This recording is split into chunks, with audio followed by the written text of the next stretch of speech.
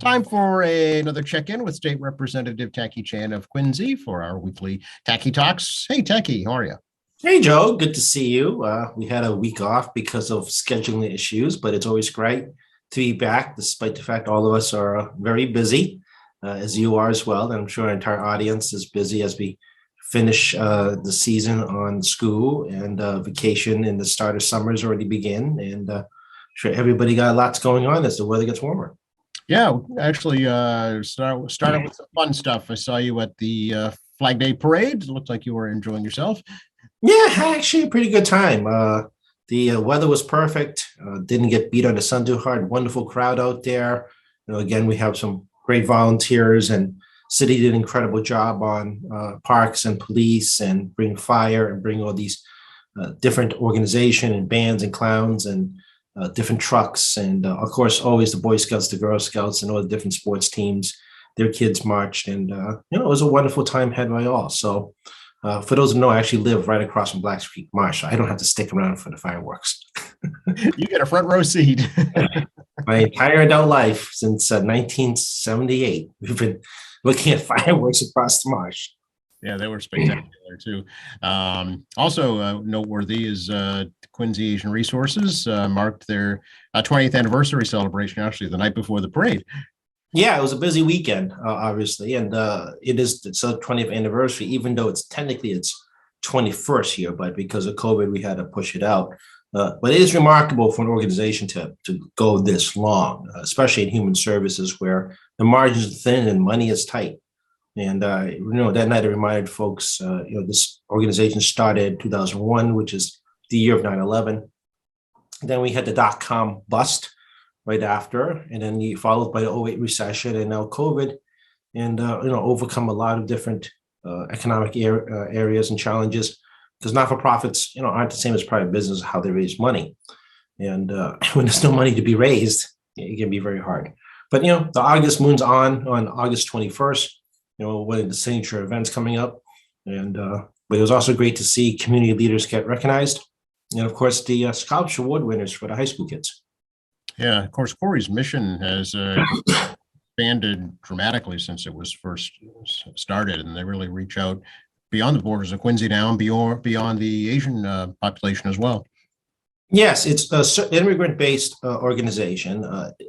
We have served non-Asians in the organization. That people don't realize that English classes does not stop ethnicity. People who need referral services, we can kind of work through people with broken English. So it isn't like we've never serviced anybody that wasn't Asian. We service anybody that comes through the door the best we can. But it's now a shift in the world we live in regarding the rising immigration in the U.S. And we always point now to the Afghans, the Haitians, in particular, as our latest refugees, and Ukrainians are also on the way. Mm-hmm. So the Asian has been pivoting for a bit of time to do that, and we also were able to survive through COVID. By being more innovative, landing the New York City contract on food security, getting whistles for during Asian racism's height, which I still don't believe the height's quite there yet. I think there's still more to come this summer. Mm. But, the ability to work with City of New York and New York organizations, and of course, landing the Amazon contract in the midst of COVID to operate its Rhode Island site, as well as another location in Massachusetts that they're working on for job placement and to try to create single one-stop shopping for human services at a workplace for predominantly immigrant population is a model that is not often seen, that you can bring people who need help to the place they work. Yeah, I know they're really active in the Quincy Public Schools and even have an outreach location in Randolph for the population there too. Yes, and my brother, who don't know, actually does the youth development there, and he has been in Weymouth as well. There's been a rise of racist issues in Weymouth that the school department got very well ahead of. They decided not to wait for anything to happen, and for the last 3-4 years, have actually had a lot of more engagement with kids of color, as well as intervention before something happens. And stuff is happening all around us, but Quincy remains the core area. We still have a non-white population of close to 40%. if not over at this point. And I think the census shows about 20% of the population don't speak English as a first language. Yep, that sounds right. So, there's no shortage of work done with the senior housing, with the kids, local workforce development, information referral services, and of course, partnering with our different agencies around us. And, there's some more exciting news coming down the road. They got some projects that got, not surprising, a lot of projects got suspended during COVID, but they're moving forward again, those projects, despite the hiatus. Oh, okay. We'll look forward to that. Excellent. We've got a great relationship with them here at QATV, so I'm sure we'll be hearing more about that in the future. Seeing as we're on the topic of immigrants, can we talk about the legislature's override of the governor's veto of the so-called driver's license bill, I guess? Sure. We talked this about a couple of times already, but we'll do a little refresh for everyone. The legislature has overridden the governor's veto on a bill to allow certain undocumented immigrants the ability to get a Massachusetts driver's license. Around us, Connecticut and New York already provide undocumented immigrants a driver's license. They are already here in Massachusetts driving if they're from Connecticut or New York. Unlike Connecticut, New York, and other states, we actually have a much more limited scope. The scope is that you must have a valid US passport, or you have a document from the local consulate, whether it be here or New York or DC, verifying your identity, even if your passport is expired. By the way, getting a consulate document is a little hard than people realize. But basically, it verifies identification. And why do we use these documents? The documents are used because RMV currently already processes people visas that get driver's license that are here legally. And the passport's one of the verification documents. So it isn't like they don't know how to do this. Secondly, people who are here legally on a visa and their visa expires and the federal government does not renew the visa on time results in a undocumented immigrant. The funny thing is, since their tax ID number or their social security number is not tied to their visa, they can still work because IRS does not care. Oh, and still drive, right, with a valid license. Well, actually, they can still drive, but their license expires. Oh. But they're waiting for their visa to be renewed. Okay. They cannot get a license. They are now undocumented. People don't realize that a pending application for renew results in undocumentation. Your license expires in that time period, which we saw during COVID more than once. I got constituent calls on this. They can't get a renewal. Oh, so undocumented immigrants are still paying taxes. Oh yes. Don't think that's not happening. They're definitely paying taxes. One of the arguments against this. Oh, no. The IRS and Social Security are not ICE. They're different critters. So as a result, we have different government agencies working. They don't work in synchronous. You could have a visa that's been expired. The IRS doesn't care. They just want to collect your taxes. Okay. Social Security just want to collect your Social Security and Medicare money. So, I mean, they're all siloed out. So, you got to become undocumented because your visa expires or, and then your ICE does not renew, because during the Trump administration, I discovered that they intentionally backlogged people to create undocumented. They either through underfunding of the agency or administrative law changes regarding, how to correct errors in a form, such as a misspelling. They would be much more severe on reapplication of the renewal. In the prior administration, if you had like a spelling error, they didn't come on to you like a ton of bricks. Okay. So if some of you are thinking that, oh, well, it's, you should be higher standard, I'm like, all right, fine. I mean, you screw up your driver's license application by misspelling, you call me and you tell me it's a mistake, then, I don't deal with hypocrisy well, as you guys all know.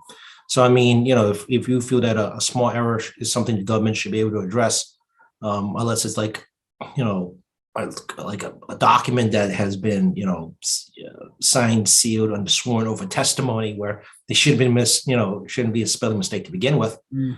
The ICE has been very brutal on illegal immigrants the last 4 years regarding their visa documentation, whether it be green card, work visa, student visas, or the other almost 200 visa types that are out there. And there are a lot of different ones. So the other argument the governor made was that it affects voter registration. Right. So how many here got their license before they were 18 years old? Yeah. Yeah. So the argument is that the IRB cannot deal with voter registration properly because you have a visa. Uh, yeah, well, we were doing auto voter registration since the mid 2010s, and then we had opt-in registered voting before that. Then of course I've done in-person voter registration, and you don't tell me people under 18 do not fill out their form accidentally. Yeah, I'm sure they do. It just has to go through a verification process. Exactly. Same thing will happen with the people with valid passports and valid consular documents will go through the same verification process. The system's already in place. Secretary Galvin assures us of this. And I remember when they used to do this on paper in front of supermarkets in my 20s, signing people to register to vote. All kinds of things were happening. You had no idea if they were right. They couldn't validate you at the time of. Right. They submit them all to Joe Shea at the clerk's office, and clerk's office will send you a piece of mail saying that you're registered to vote or you aren't, so they just toss you out. Right. So the system's in place. It's one of those things. It's a little bit disingenuous, particularly those of us who done voter registration in the past that know how this works. It's a little disingenuous saying that oh well, you're going to create undocumented illegal voters. I'm like, no, if that was the case, every 17-year-old kid would be registered to vote, right? And also, one of the things it does is mandates driving lessons. You have to go to driving school. Yeah. I assure you, a lot of us didn't go to driving school. I actually did because, I'm still the age where it was paid by BC High. Yes. Today, you don't see that anymore. It is an unfortunate part of our world that many schools no longer provide driving school as a extra curriculum after school for students. That is unfortunate. I think we should have that. But, it's up to the choices of public and private schools how to go about it. My nephew was taught by my brother. I took him to his driving test. I got very nervous, but he passed. Oh, very good. So the most important part, he is licensed. Okay. Yeah. It's changing times for sure. And it sounds like this bill changes with the times. No, absolutely. And like I said, it doesn't create this massive influx. So certain folks that won't get it, of course, don't have a passport, as you may not realize. Not everybody owns a passport. Mm-hmm. So the scenario I always give is that if you're a South Central American country, and this is real, you're fleeing murderers, rapists from your village because the local cartels have just overrun the government. And you're from a small community, the odds are pretty good you don't have a passport. Right, right. And this is happening in real time too in Ukraine. Mm-hmm. Polish border stops Ukrainians with no passport. A lot of Ukrainians cannot have a passport because their home is no longer there. Right. Yes. And the infrastructure to get a passport is no longer there. That's absolutely correct. So you have people who are trapped on the border of Poland, Romania, and other places who can't enter because they have no valid document. So Kyiv, the capital, has to get these passports processed. But again, if your home's been blown up, how do you verify that the person actually lived in that country? Yeah. This is a real world problem. Yeah. So, like I said, it closes the door. Another door it closes to folks that cannot get a license in this bill is political refugees. Okay. Not everybody is recognized as a political refugee by the government. They're not. Not surprising, you have undocumented political refugees. I use the Falun Gong as my example. They're are considered illegal in China, their philosophy and practice, and they will be arrested on sight. So no surprise, a lot of Chinese who are petitioners try to get out of the country any way they can, and they're undocumented in the U.S. If they go to the Chinese consulate for verification of documents, they'll come up in the system, they'll arrest them in the consulate. Is that right? Wow. Because you are in Chinese soil when you're staying in the consulate. Right. I see. Okay. And you're violating a Chinese law. Okay. Yeah. Yeah, that's why U.S. citizens who are criminals do not go to U.S. consulates.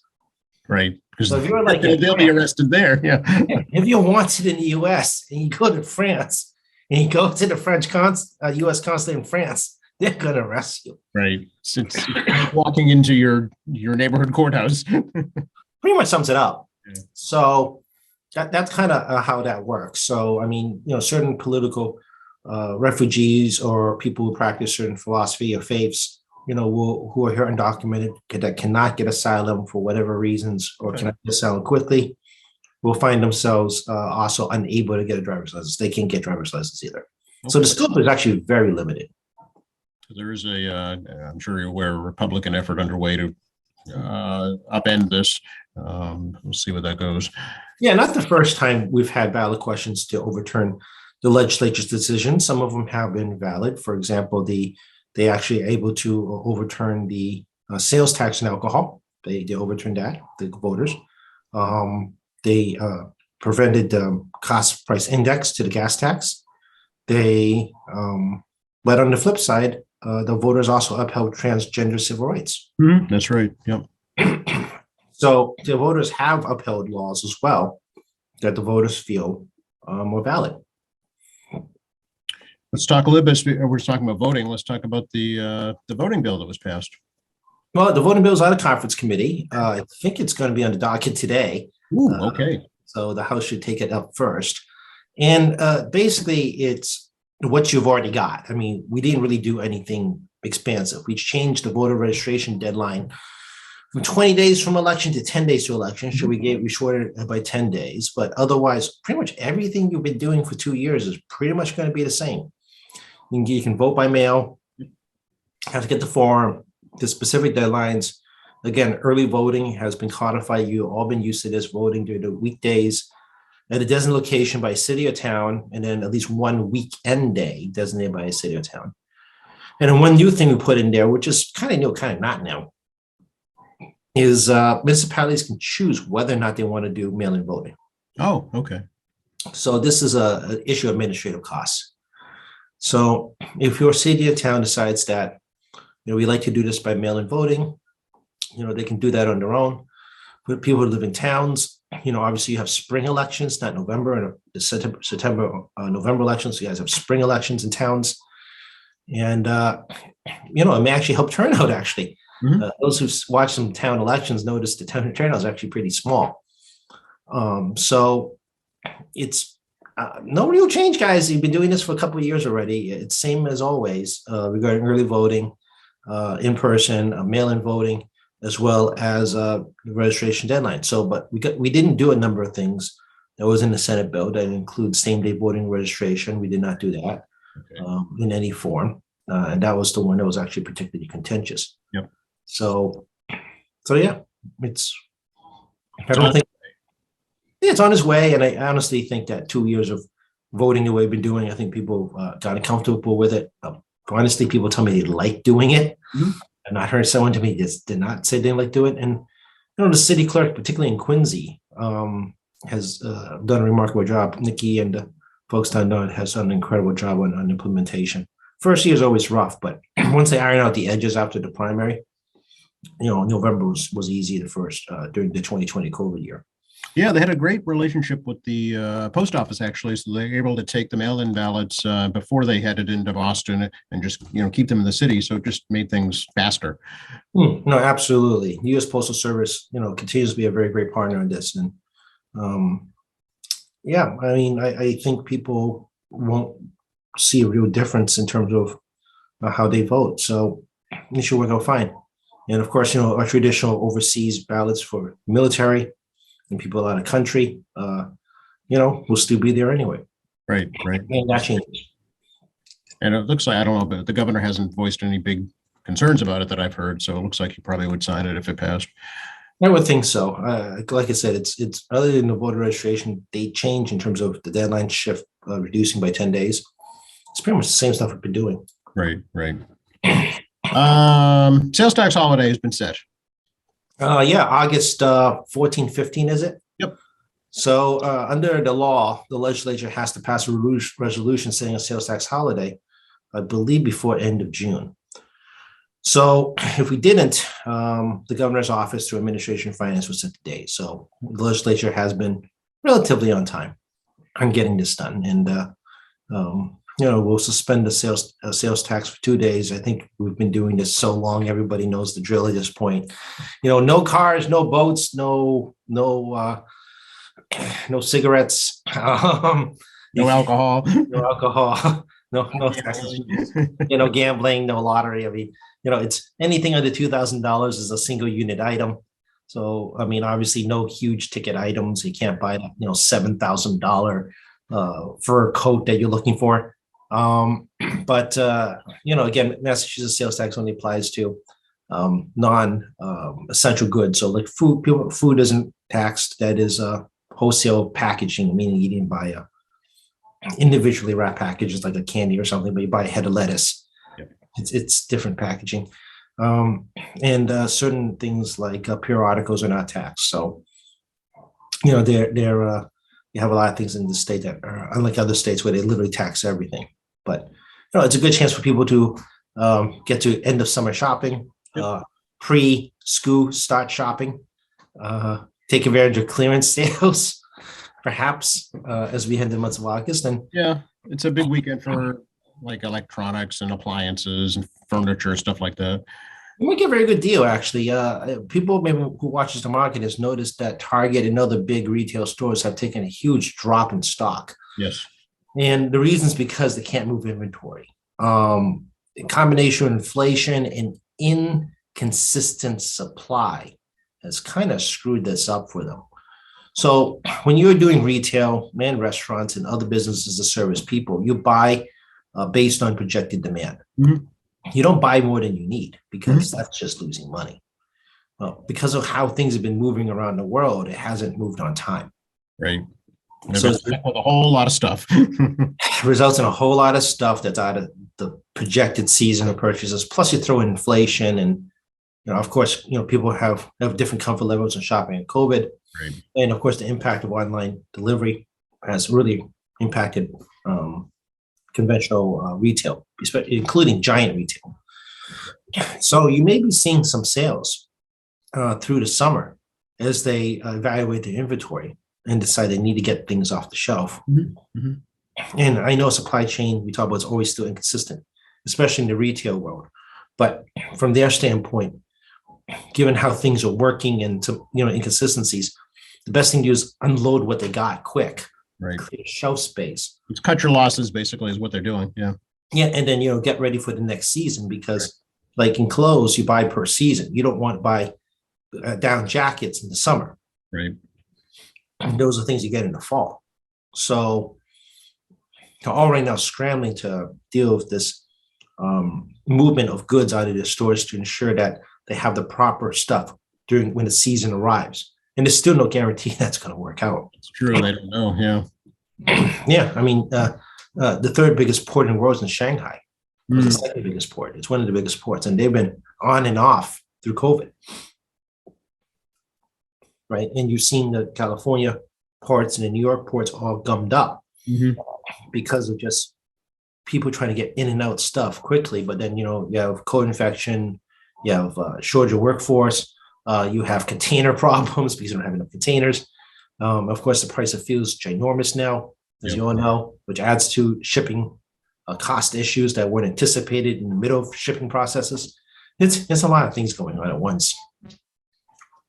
I'm going to ask you again, Tacky, because there's been a development in the so-called app-based ballot question with the state's court issuing a ruling. How do we explain this so people can understand it? Okay, let's try this again. Sorry, I still got this little allergy thing in the throat. Yeah. Okay. The court ruled that the ballot question did not ask one policy question. So for you to get a ballot question to the voters in Massachusetts, the question must ask one question.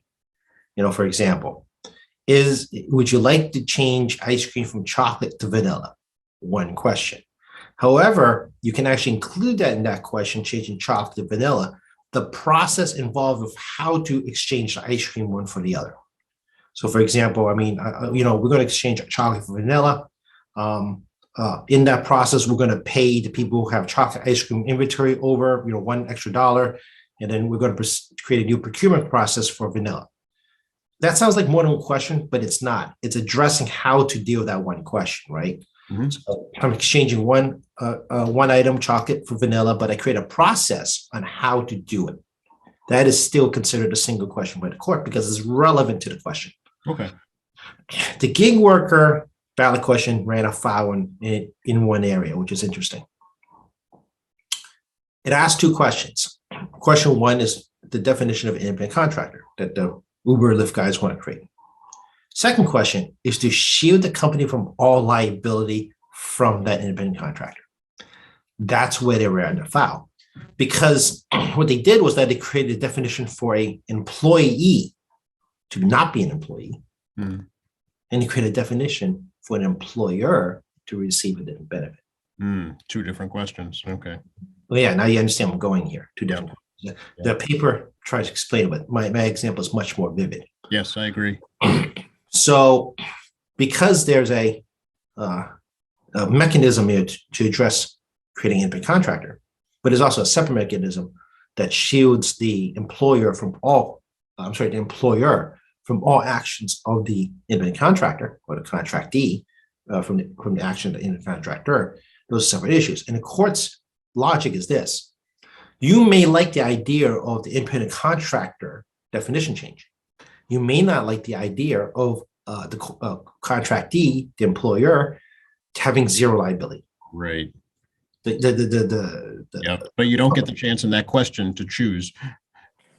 Exactly. You don't have the ability to choose which one you like more. Hence, two questions, which will confuse the voters, which way the court threw it out. Now, they can come back again for the 2024 election.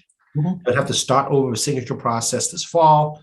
They would have to start getting their question in place. They can start that process now. But the Ubers of the world need to think now about how they're going to attack the issue. Mm-hmm. Do they just do two ballot questions? Shield us from liability. Well, that's a no-go. I don't think the voters will go for that. They don't like the word no liability incorporation. Right. Or they just go with this independent contractor definition and not attack anything else regarding their corporate interest. It's an interesting issue. Or they can thread the needle and somehow say that the liability is solely on the contractor, the employee contractor, if you want to call it whatever you want to call it, mm-hmm.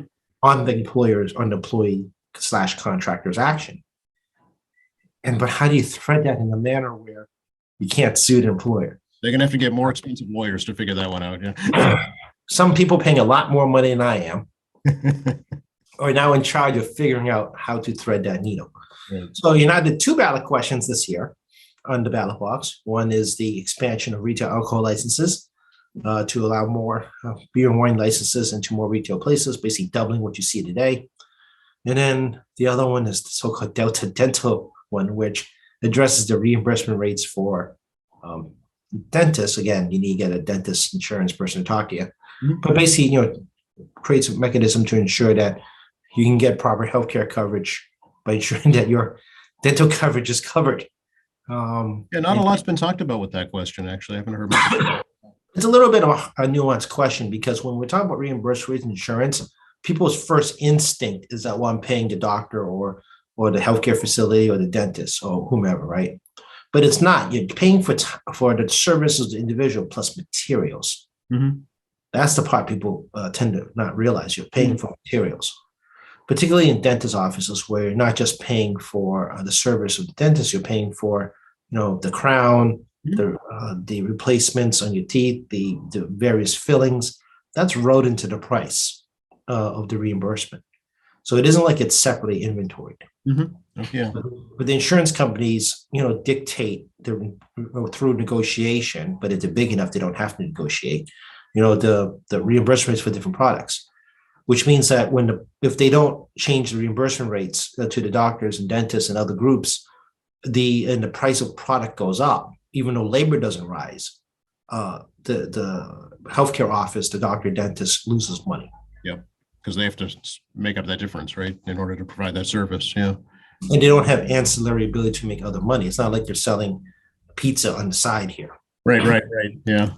It's all built around these insurance rates, unless you have like uber wealthy consumer.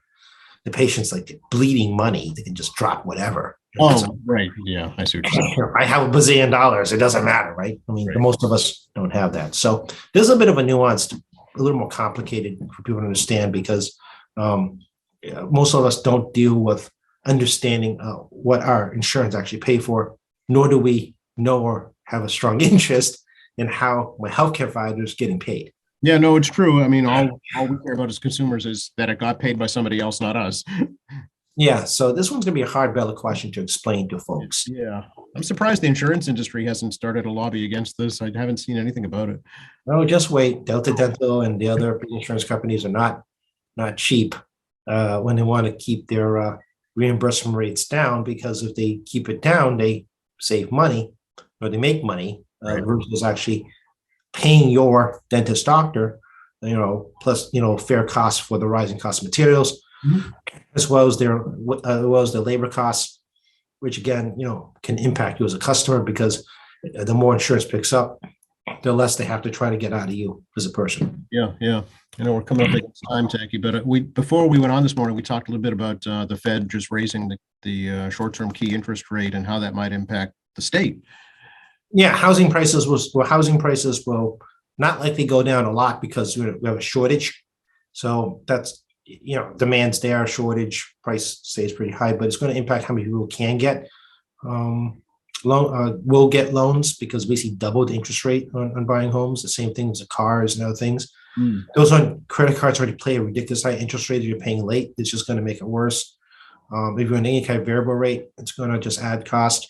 And but on the flip side, your saving account may rise just a teeny bit on interest. We're discussing about how getting to 1% would be a wonderful thing to see. Yes. Discussing how we're beholden to remember they were close to 5 to 7% at one time in our lives. But I mean, a little bit of savings there. So you can look at treasury bonds and stuff, seeing a slight benefit from the from the government standpoint. Mhm. The slowdown of home sales and commercial property sales impacts our capital gains. Mhm. So we will see a decline in capital gains in FY23. And of course, all of us do have stocks and retirement funds, right? Is watching the market crash. And the state has been flush in capital gains money because of record highs from late 2022 through 2021, which bolstered our revenues. So we've talked about good times of year, we're flush of money. Well, not next time out. FY23 is going to see a precipitous, maybe not a decline, but we won't see the same growth. Let's put it that way. I think we will see some growth, but I don't think we're going to see the growth we just seen recently, because capital gains is not going to generate a lot of dividends. I see. Okay. And rising wages means more income tax, but those wages aren't rising high enough to offset the declining market. Yeah. So this is a huge market rebound sometime this December, where the thing spikes 100%. Right. I mean, they're down 20%. We're in the bear market, and it's going to continue to downward slope as interest rates go up, energy prices are out of control, inflation's a big problem, labor work shortage continues, and if there is a recessionary period, and I think it's going to be a weird looking recession, because you have a labor workforce shortage during a recession. That doesn't happen. The insurance and employers, Right. Yeah. Typically unemployment goes up. Yeah. Because employers are just employers in driver's seat and salaries when recession goes up, because unemployment is higher. So this is going to be a very funky looking late summer into the fall winter period on the impact of these interest rates, how it affects the job market. But from our standpoint on the government level, the watching this market crash, because right now in FY23 budget, and this could continue to FY24. Right now, the smart move for us is to continue our rainy day fund investment, continue to save some ARPA money for the next cycle to see where we can fill gaps in services. And of course, COVID's still here that we're going to have to pay for. Yeah. So, a lot of moving balls here that I think, I don't think actually people don't realize. We actually do look in the future. We don't, we got money now, let's spend everything. No, we actually are looking ahead here. Right. About what the future may hold based on what we're seeing right now. Yeah. Does it impact the interest rates on the state's bonds? Yeah. Oh, okay. Yep. I mean, when we issue new bonds, obviously, a state's bond ratings fairly good, because we actually have a very controlled mechanism of how much we borrow per year. We're very cautious in this. However, it affects our bond rate. So as we do these massive infrastructure projects because of the federal infrastructure bill, we're going to be passing a huge transportation bond to pay our share because it's not free money. We have to actually come up with a percentage share of the infrastructure money that the feds are going to give us, which is about 20% in most cases. We have to come up with our share. We're going to have to pay those interest rates. Okay. Same thing with the school building assistance program. Quincy is a huge beneficiary of school building assistance. Those interest, future projects, the interest rate's going to go up as the city applies for new renovations to the state. We pick up a lot of that cost. Right. We're going to, pick up those interest rates. So the goal for us again is to try to keep the budget's debt costs low, under 5%. We try to keep it under 5% of the budget. But if interest goes up, it may affect our ability to borrow, which means it affects how many projects we can do. Because we don't want our debt service to grow.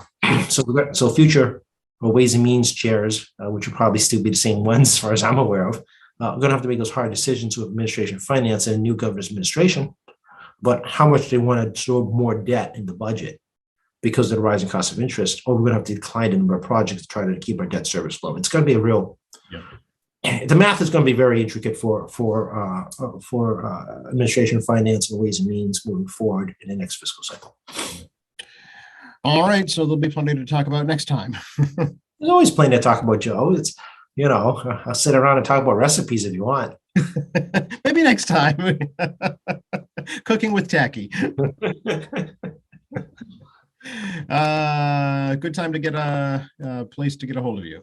Sure, 617-722-2370, 617-722-2370. The office tells me the phone system is working fine. You probably have all experienced a hiccup, and so have we, regarding our phone systems. But, give us a call, hit a button, you'll find someone. We are open. We're still running a skeleton crew. The State House is experiencing between 2 and 5 infections of COVID a week now. So I'm still operating a method that I have 5 employees. I can't have 5 employees sick at once. I would not be able to function. Right. I'm the 6th employee. So we will continue operating on a very, what I consider intelligent method of skeleton crew. Everyone's working remote and rotating around the office to avoid full office infection. So do come visit us. Always happy to see folks, but be aware that we're not fully staffed and try to avoid complete closing of my office if there's an infection. Email still works, tacky.chan@emmyhouse.gov, tacky.chan@emmyhouse.gov. I've seen a lot of emails. I'm seeing bulk stuff coming in, but also am now getting a lot of emails on the Wind and Climate Change Conference Committee I'm sitting on. So I'm drowning in emails now because of that. But if you got a problem, regarding, any issues like unemployment, R&V issues, anything, service related, definitely drop a line. We do prioritize those emails above all others. And we'll try to, get your help in the best we can. TackyChan.org, again, resource site, just for you to find some phone numbers. And State Representative Tacky Chan Facebook page. I put my hearings, we put some useful information on there so you get it from various sources. And, you can kind of see pictures and see where I've been and what I've been doing, as well as my @TackyChan, that Twitter account. And I'd be remiss to say that today is actually a flag raising State House for Juneteenth. Juneteenth is this Sunday. This observed holiday will be the 20th this coming Monday. So I wish everybody a happy Father's Day, which is also this weekend, and also a happy Juneteenth. And I'll see you next. Thanks so much, Tacky. Always great to talk to you. You all take care.